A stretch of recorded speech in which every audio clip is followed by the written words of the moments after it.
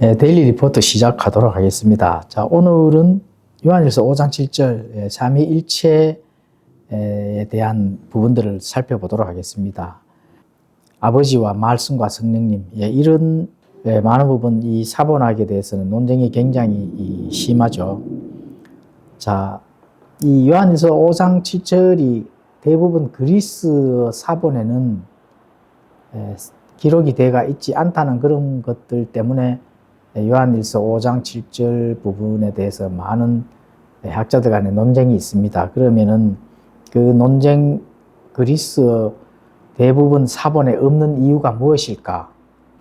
또 요한일서 5장 7절에 대한 그런 부분들에 대해서 초기 교부들의 증거나 증언은 어떻게 되는 건지, 이런 부분들. 또 에라스무스는 1, 2파는 요한일서 5장 7절에 요한의 콤마를 하죠. 이 부분들을 넣지를 않았습니다. 삽입을 하지 않았는데 3판에서부터는 16세기에 헬라어 사본이 발견됨으로 인해서 3판부터는 요한의 콤마가 삽입이 되고 요한일서 5장 7절의 삼위일체의 문맥이 들어가 있습니다.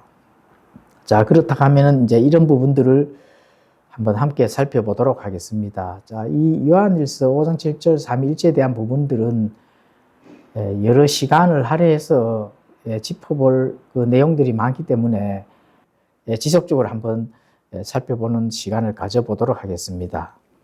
자, 먼저 이 서론 부분들을 설명을 해드리도록 하겠습니다.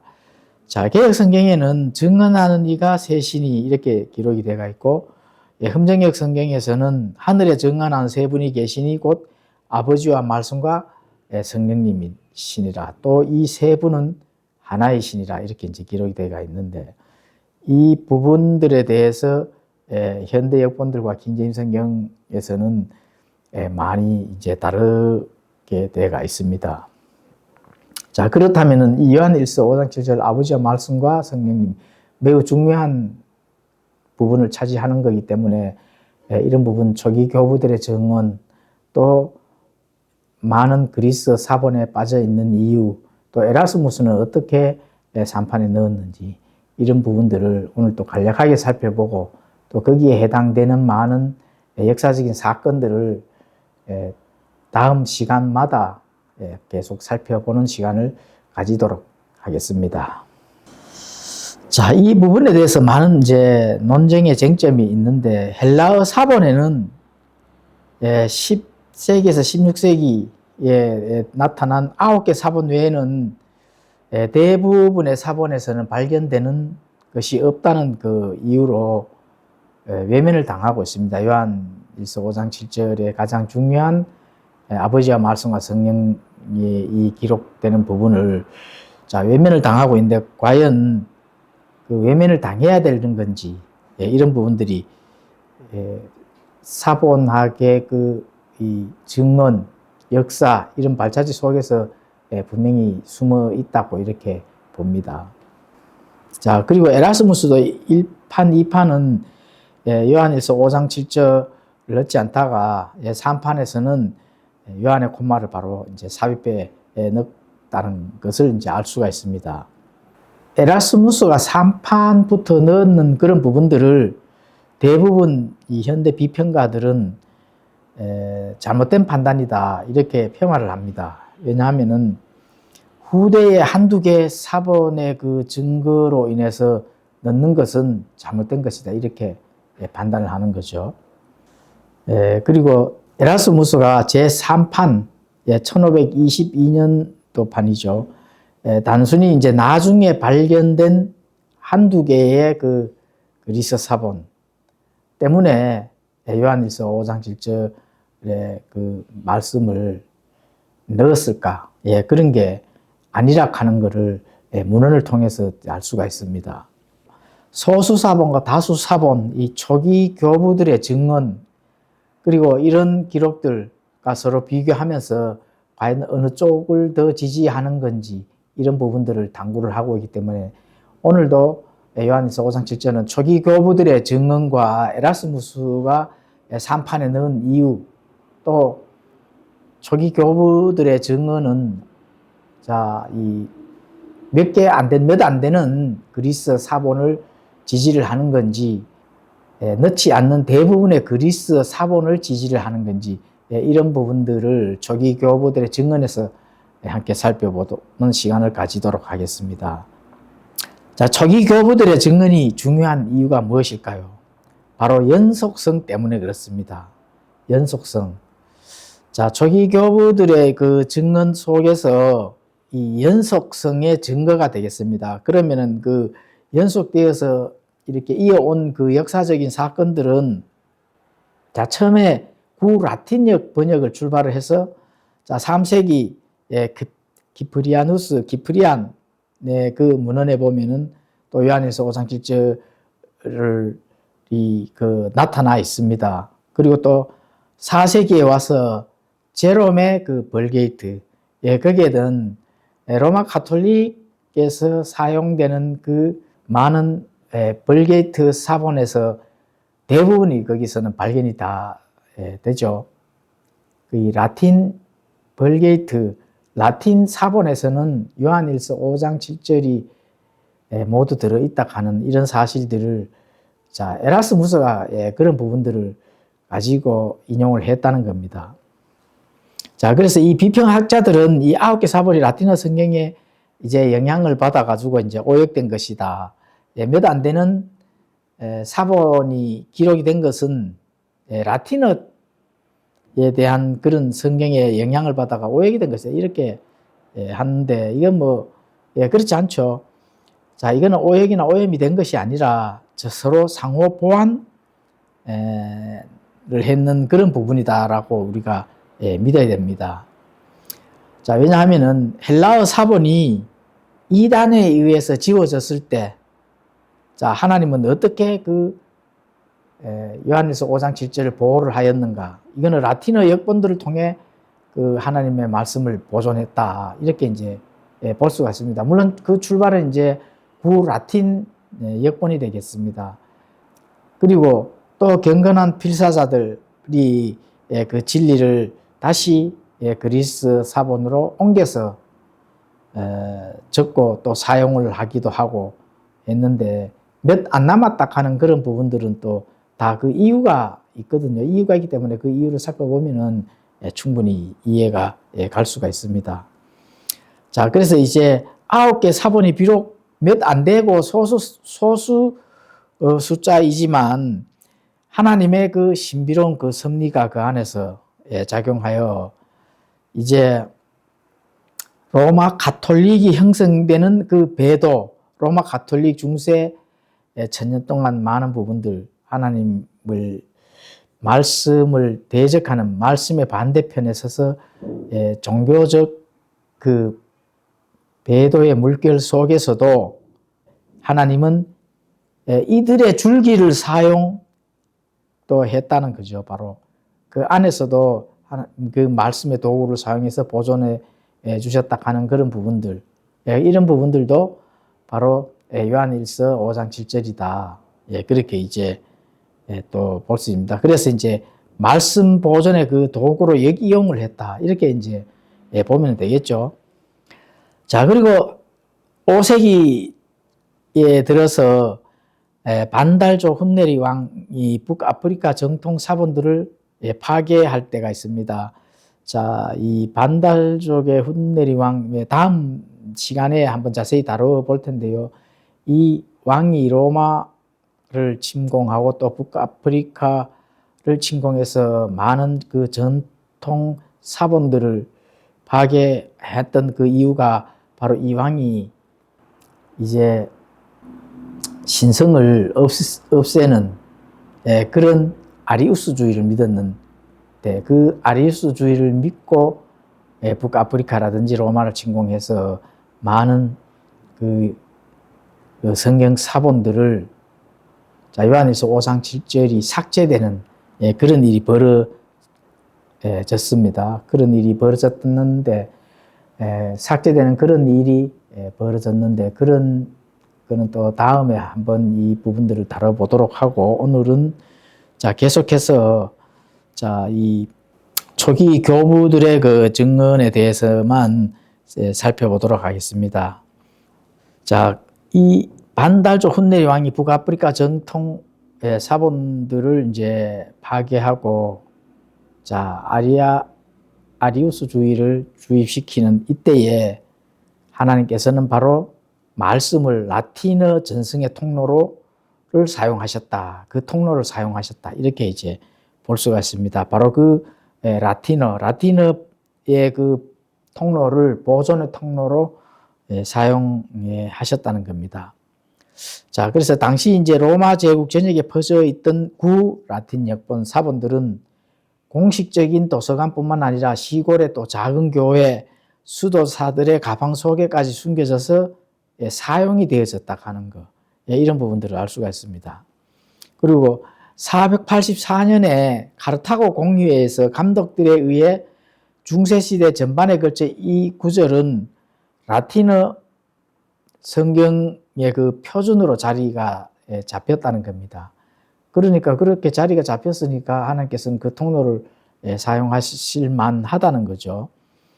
그리고 이제 유럽 전역의 모든 신학자, 성도가 삼위일체의 가장 강력한 근거로 이 말씀을 대부분 교회가 읽고 그렇게 했다는 겁니다.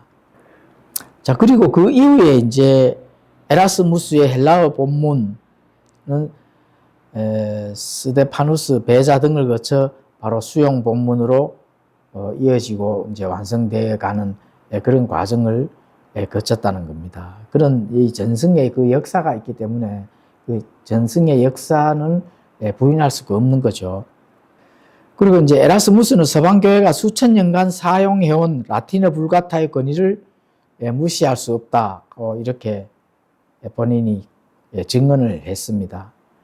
그리고 에라스무스는 라틴어 본문의 이 구절이 확고히 자리 잡고 있는 것은 과거에 그 원형이 되는 그리스 사본이 반드시 존재했다 하는 그런 부분들을 증언을 합니다.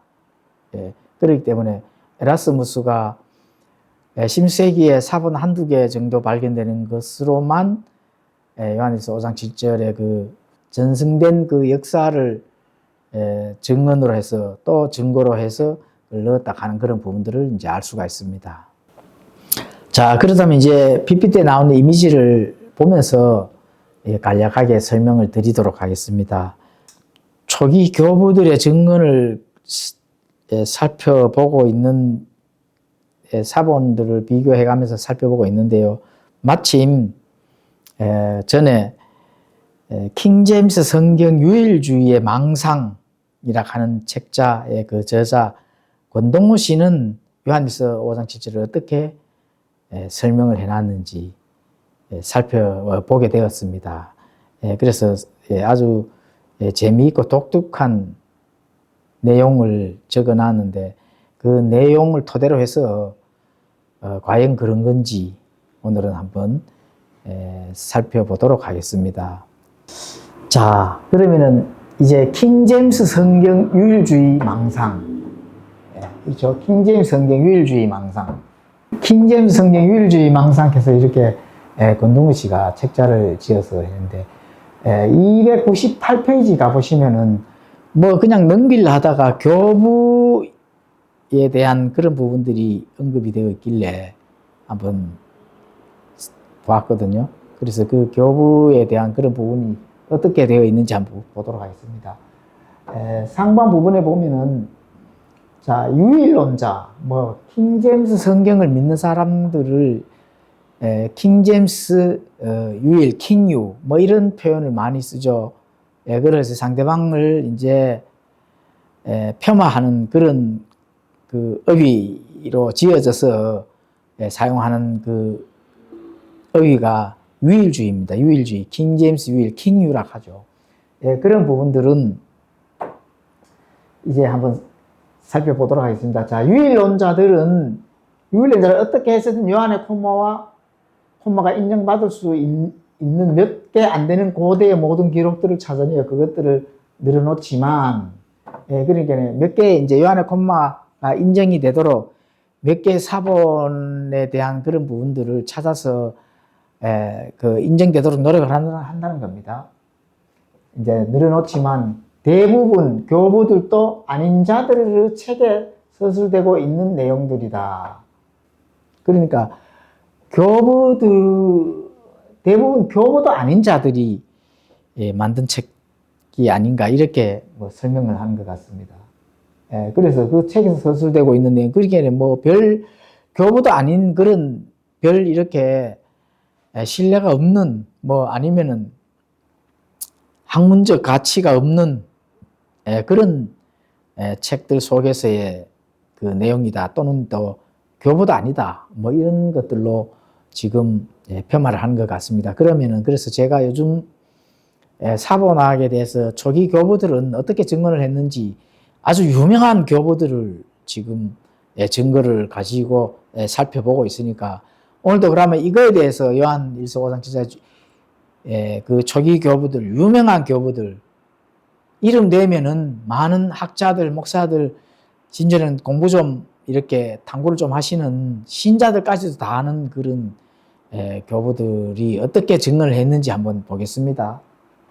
자, 킹제임스 성경의 유일주의의 망상의 그 저자 권동우 씨는 주장은 기프리안이 교부도 아닌 자들에 속하는가?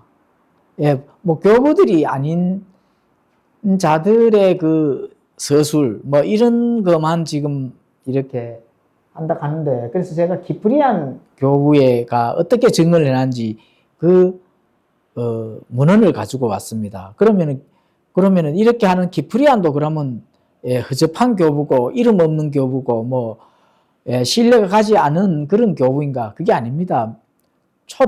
초기 교부로서는 확실한 그런 이 정평이 나 있는 그런 교부입니다. 그래서 한번 살펴보도록 하겠습니다.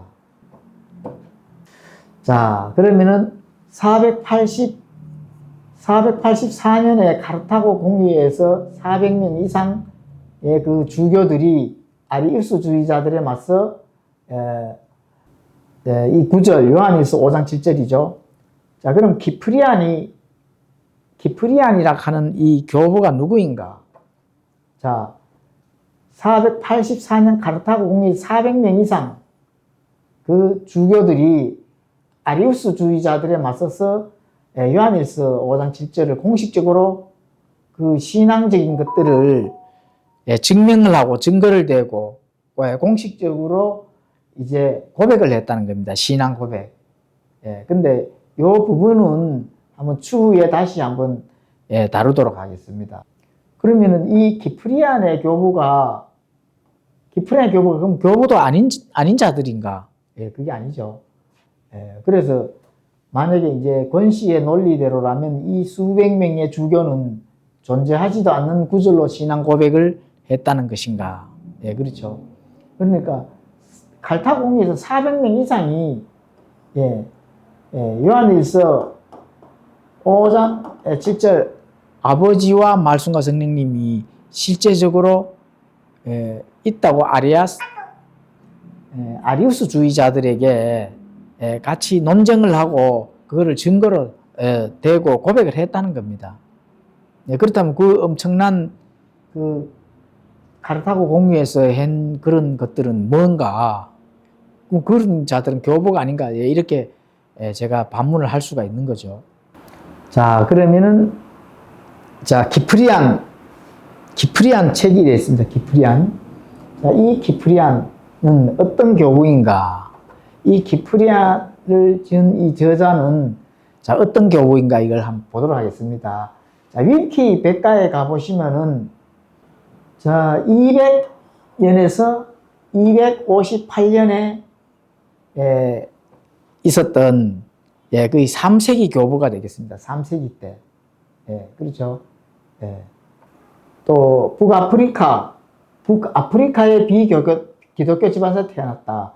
자, 아까 반달 쪽에 그 왕이 북아프리카를 점령해서 아리우스주의를 강제로 신앙을 고백하도록 하는 그런 아리우스주의를 퍼뜨린 그 지역에 바로 이제 태어났다는 겁니다. 북아프리카. 그리고 자, 248년쯤에 카르타고 교구의 주교가 됐다. 이 카르타고 교구의 주교가 바로 키프리안입니다. 이 키프리안이 뭐 교부도 아닌 정도로 이렇게 된다 하는 거는, 예, 그런 것으로 본다 하는 거는 참 이해가 안 되는 그런 부분이죠. 그럼 도대체 누가 그럼 제대로 된 교부인가? 예, 의구심이 가는 거 아닙니까? 그렇죠? 자, 그래서 이 성 키프리안, AD 258년에 순교를 했습니다. 자, 그리고 초대 교회의 핵심 교부다, 이렇게 볼 수가 있습니다. 그리고 이 문헌은 어떤 문헌이 있느냐, 교회의 단일성에 관하여 그 책을 쓴 제6장에 보면은, 자, 아버지와 아들과 성령에 관하여 이 셋은 하나이다라고 아주 기록을 해놨다는 겁니다. 기록을 해놨다는 겁니다. 그리고 선포를 했다, 이렇게 알 수가 있습니다.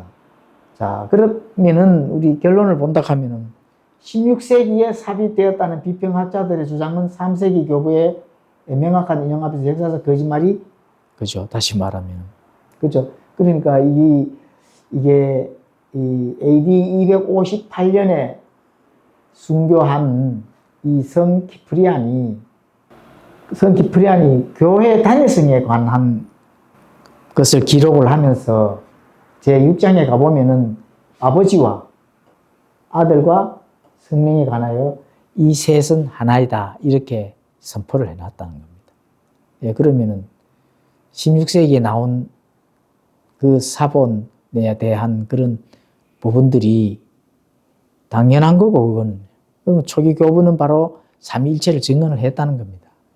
자, 그러면은 한번 안에 있는 내용을 살펴보도록 하겠습니다. 이 내용은 키프리안의 그 내용들을, 자, 영국 윈체스터에서 1928년 4월에 이 서문을 작성을 이제 한 이 서문입니다. 키프리안 그 책자의 서문인데, 영국 윈체스터 28년 4월에 책자를 편집하면서 작성을 한 겁니다. 그래서 이 서문에 보면은 학생들에게 키프리안의 유명한 논문을 저렴하고 쉽게 접할 수 있는 형태로 제공하기 위해 이 책을 기획했다, 이렇게 이제 이게 기록을 그렇게 해놨습니다. 서문에 보면은. 그리고 성경 구절 인용을 꼼꼼히 기록했으며, biblical reference 이렇게 돼가 나오죠. 꼼꼼히 기록을 했다는 겁니다. 자, 꼼꼼히 기록을 했으며 본문 비평가들이 삽입되었다고 주장하는 구절이 나온다는 겁니다. 그리고 이제 구절, 본문 비평가들이 삽입되었다고 주장하는 구절들을 별도로 구분하여 주석에서 다루었다. 이 책 저자는 블레니입니다. 블레니. 자, 그러면 안에 내용을 한번 제가 이 책자를 가지고 번역을 했습니다. 일부만 그 내용을 맞게 번역했는데, 이게는 이제 라틴어입니다. 라틴어. 라틴어를 번역을 했는데, 여기 보시면은, 자, 여기 보시면은 한번 보도록 하겠습니다. 자, 여기서부터 여기서부터 이까지는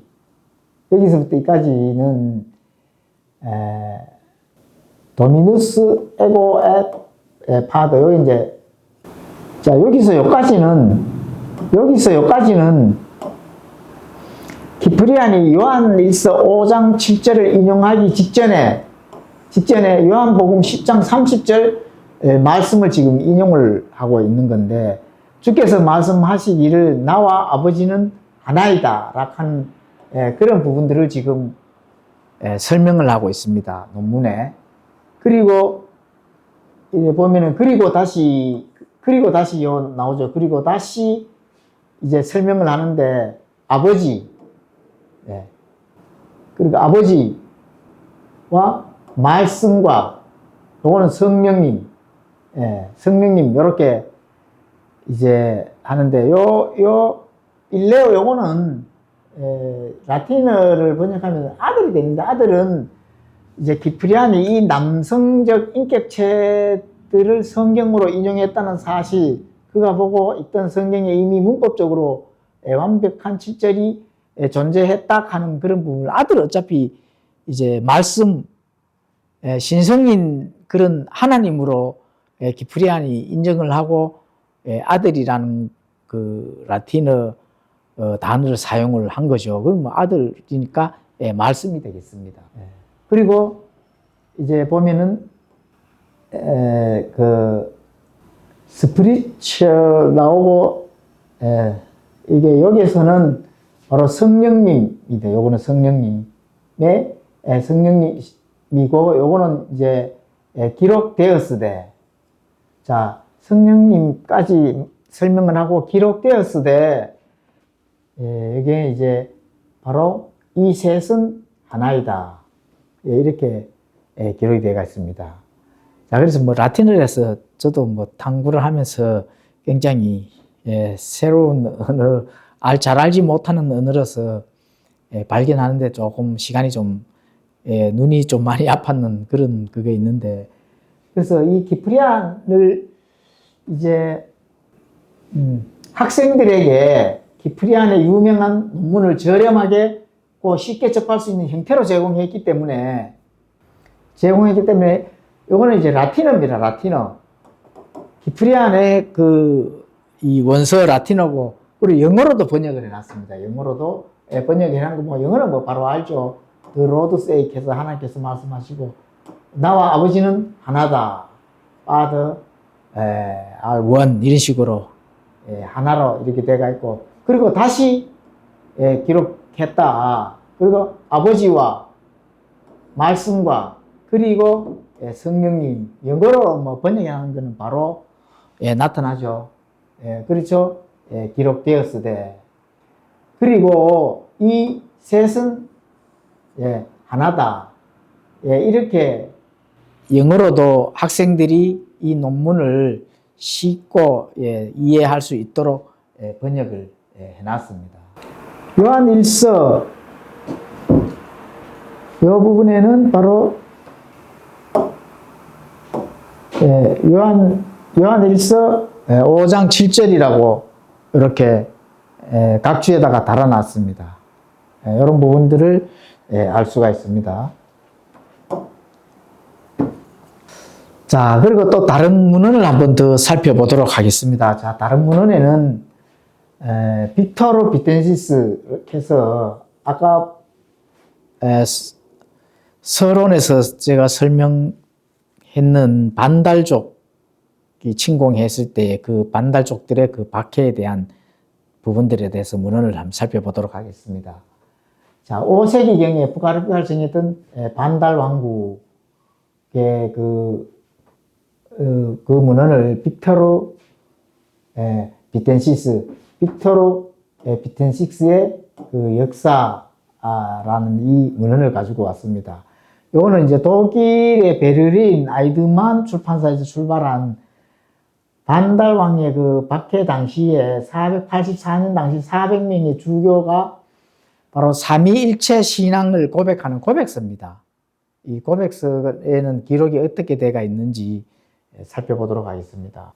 자, 요 안에 있는 내용은 반달족 왕들인 가이 세리크와 훈네리크 치하에서 이렇게 이제 기록이 되어 있고, 요 보면은 이제 요렇게 요 부분, 그리고 아래 치하에서 가이 세리크와 훈네리크, 요거는 이제 인명이 되겠죠. 그리고 요거는 왕들이 되겠습니다.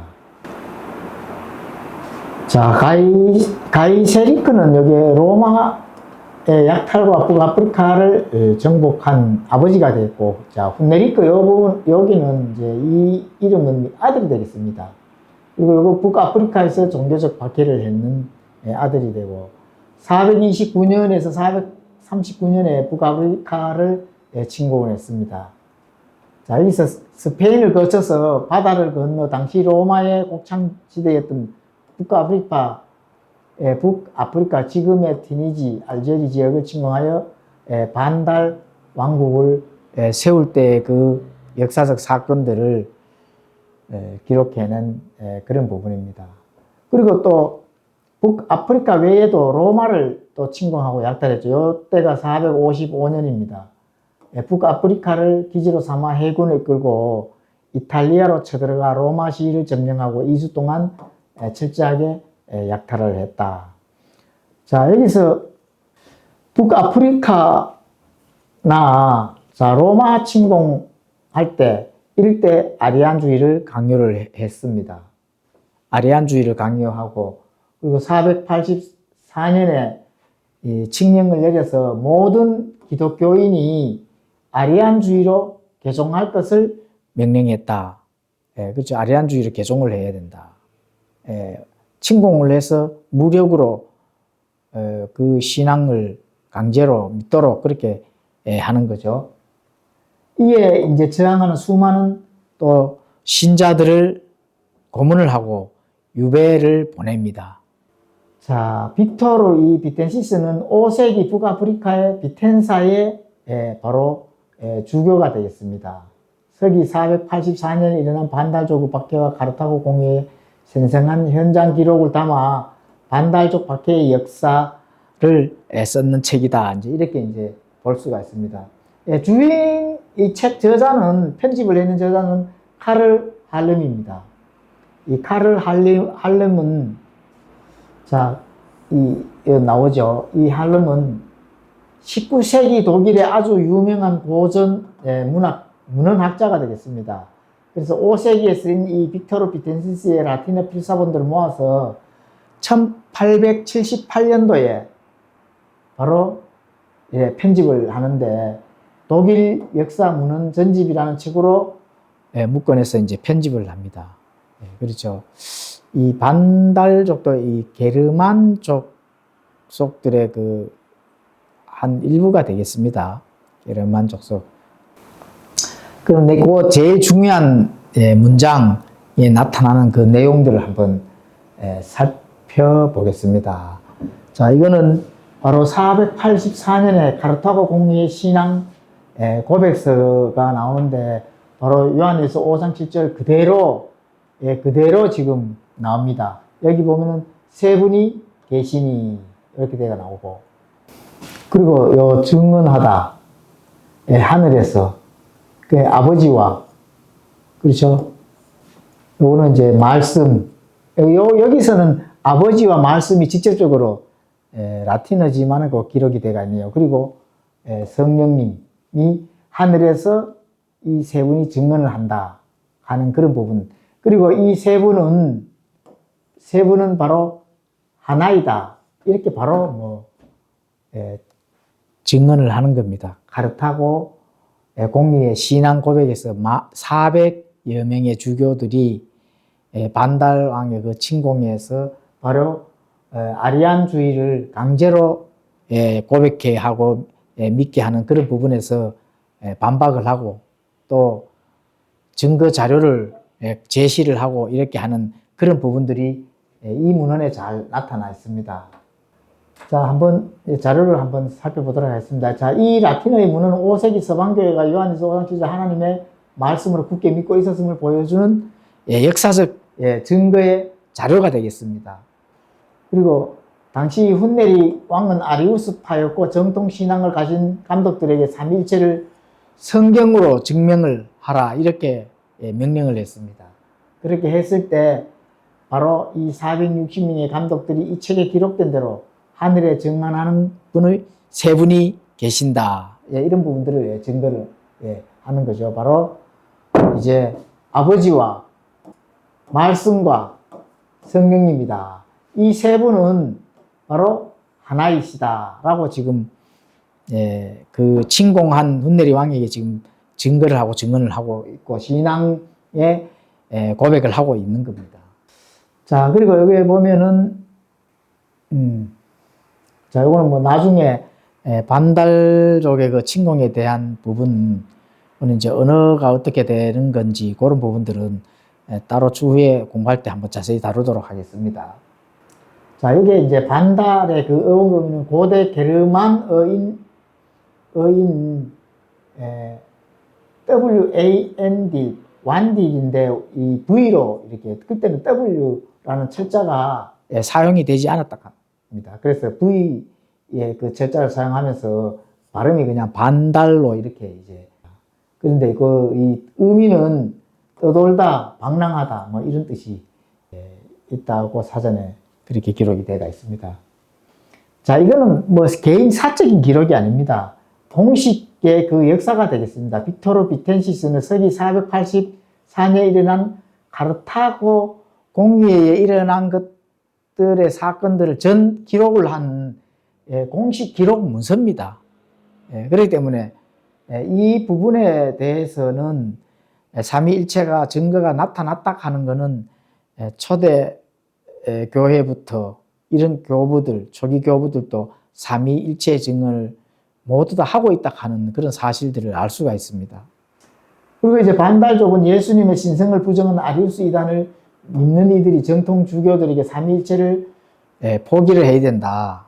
이렇게 협박을 하는 그런 부분이죠. 그래서 400여 명의 주교들은 바로 카르타고 공의회에서 삼위일체를 증거를 하고 반박을 하고 신앙 고백을 하는 그런 사건을 기록한 게 바로 빅토르 비텐시스다 이렇게 볼 수가 있습니다. 그리고 아리우스 이단의 박해 속에서 400의 주교가 요한일서 5장 7절을 빛보다 명확한 진리로 선포하는 그 내용들이 바로 이 안의 내용이다 이렇게 이제 볼 수가 있습니다. 자, 그러면 지금까지 또 이렇게 문헌을 찾아봤고 에라스무스에 대해서 한번 살펴보도록 하겠습니다. 자, 에라스무스를 그럼 어떻게 증언을 했는지, 그리고 에라스무스가 1판, 2판에서는 요한의 콤마를 삽입을 하지 않았는데 3판에서 드디어 콤마를 삽입했는데 요한의 그 콤마를 삽입하게 된 경위나 심중을 에라스무스의 그 마지막 죽기 전에 주석을 쓴 기록에서 나타나고 있습니다. 그냥 16세기에 그 한두 사본 때문에 기록을 한 것이 아니라 하는 그런 부분들을 이 주석을 보고 알 수가 있었습니다. 그래서 한번 살펴보도록 하겠습니다. 자, 이 책은 에라스무스가 죽기 직전에 1535년에 완성한 제5판 텍스트를 바탕으로 1540년에 그의 동료들이 정리해서 낸 사후의 결정판, 뭐 사후에 그 동료들이 정리를 해가지고 만들었는 그 책자입니다. 그렇게 에라스무스의 신약 성경 주석서라고 이렇게 볼 수가 있습니다. 그 안에 보면은 요한일서 5장 7절 대목에 가서는 에라스무스가 요한의 콤마를 3판부터 넣는 그 심중을 기록한 내용이 나타납니다. 이 기록 안에서요. 자, 그럼 한번 살펴보도록 하겠습니다. 자, 여기 보면은 그리스 원문에 따르면은 신성한 힐라리우스에 그해져서 삼위일체론에 대해서 이 구절을 인용했다라고 설명을 하고 있습니다. 여기 보시게 되면은 힐라리우스, 그렇죠. 힐라리라고도 합니다. 힐라리. 근데 힐라리우스라는 그 인명의 그 인물을 힐라리우스의 인물을 지금 거론을 합니다. 여기 보면 여기에 때가 나오거든요. 이게 이제 힐라리우스 그 삼위일체론을 인용을 했다 하는 그런 부분들을 설명을 하고 있습니다. 힐라리우스가 그 삼위일체에 대한 그런 부분들을 이제 인용을 했다 하는 부분. 그럼 힐라리우스는 누구인가? 자, 힐라리우스는 자, 푸아티에의 힐라리라고도 합니다. 힐라리라고 하는데 이 교부는 약 310년에서 367년 푸아티에의 주교교회 성직자. 자, 그러니까 푸아티에는 이제 지역 이름인데 여기에 주교라는 겁니다. 주교. 그 교회 성직자라는 얘기죠. 310년에서 367년 그 안에서 이 성직 생활을 한 주교다 이렇게 이제 볼 수가 있습니다. 그러면 왜 에라스무스가 이 힐라리의 이 인물을 거론을 하느냐? 자, 이분이 그때 반달족 왕의 침공에 의해서 이 삼위일체를 지키려고 노력했는 자, 서방의 아타나시우스라고 불린다. 그 아타나시우스도 이 이단들 아리우스파와 굉장한 엄청난 논쟁을 한 그런 교부가 되겠습니다. 그러니까 그 서방의 아타나시우스라고 하는 정도로 불릴 정도로 삼위일체를 아리우스파들과 논쟁을 하며 지켜왔다 하는 그런 부분들을 지금 에라스무스가 그 인물을 지금 거론을 하고 있는 겁니다.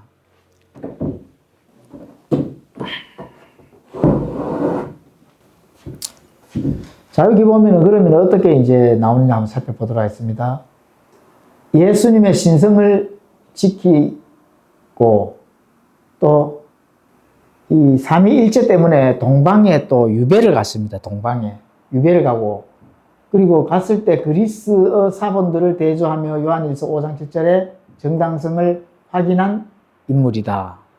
이 힐라리우스 이 인물이 그런 인물이란 거죠. 그의 저서가 삼위일체론이 있습니다.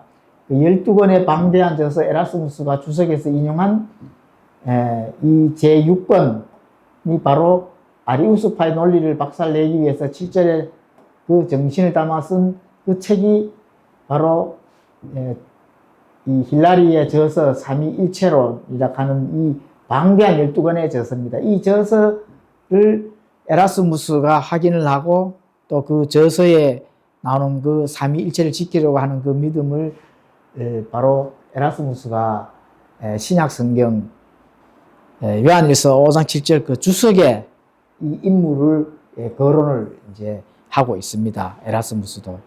그래서 뭐 16세기에